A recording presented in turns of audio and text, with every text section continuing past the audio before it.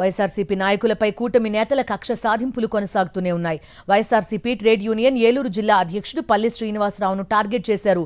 కూటమి నేతలు ఇంటి ముందు నిలిపి ఉంచిన ఆయన కారుపై దాడి చేసి ధ్వంసం చేశారు గుర్తు తెలియని వ్యక్తులు. గతంలో సైతం డ్రైనేజ్ పేరుతో శ్రీనివాసరావు ఇంటిని కూల్చేశారు. పార్టీ కార్యక్రమాల్లో చురుగ్గా ఉంటున్నారనే ఉద్దేశంతోనే తనపై కక్ష సాధిస్తున్నారని శ్రీనివాసరావు ఆరోపిస్తున్నారు.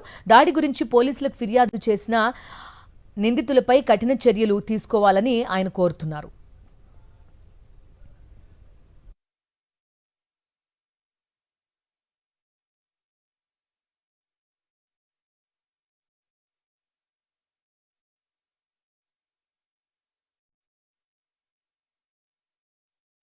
ఏలూరు జిల్లాలో కూటమి నేతల కక్ష సాధింపుకు సంబంధించిన మరింత సమాచారం మా కరెస్పాండెంట్ రాజు అందిస్తారు.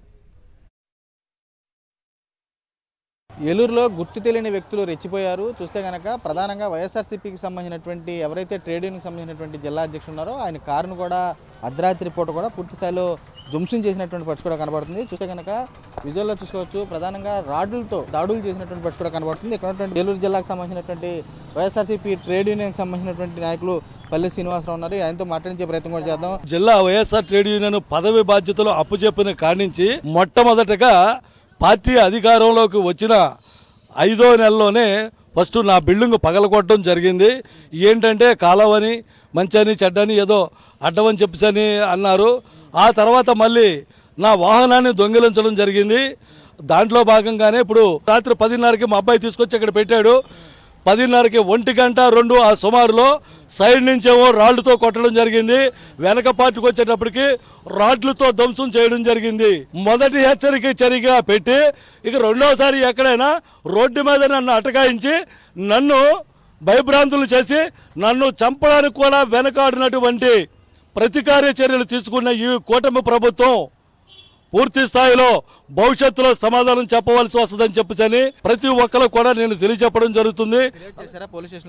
వంటవారు పోలీస్ స్టేషన్ లో మేము ఫిర్యాదు చేశామండి. వంటవారు పోలీస్ స్టేషన్ వారు వచ్చారు, ఫోటోలన్నీ తీసుకొని వెళ్ళారు. చెప్పండి, గతంలో ఇలాంటి సంఘటనలు చూసారు? గతంలో ఆయన అంటున్నాడు అలా మా ఇంటికి సంబంధించి కూడా చేశారంటే ఎక్స్చేంజ్ అని చెప్పి ఆయన బిల్డింగ్ కూలడం జరిగిందండి. అలాగే అది అయిన ఒక 2 నెలల తర్వాత పెద్ద హాస్పిటల్కి తన పల్లి శ్రీనివాసరావు గారు నేను బండి మీద వెళ్ళడం జరిగిందండి. అక్కడ ఆయన బండి కూడా కొట్టేశారు.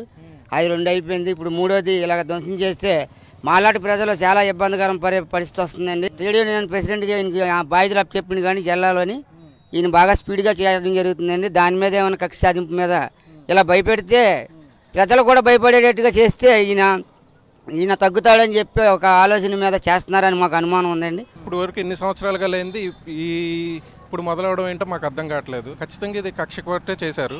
లోపల 2 రాళ్ళు ఉన్నాయి, పెద్దవి, పెద్ద గులకరాయి ఇక్కడ ఉంది. మేము మొత్తం పగలు కొట్టేశారు. గతం నుండి కూడా ప్రధానంగా తన టార్గెట్ చేస్తూ కూడా ఇబ్బందులు పెడుతున్నారు. ట్రేడ్ యూనియన్కి సంబంధించినటువంటి జిల్లా అధ్యక్ష పదవి తీసుకున్న కాడి నుంచి కూడా డ్రైనేజీ పేరుతో కూడా చూస్తే ఇంటికి సంబంధించి కూల్చివేపారు. గతంలో చూస్తే బండికి సంబంధించి కూడా తీసి వెళ్ళారు.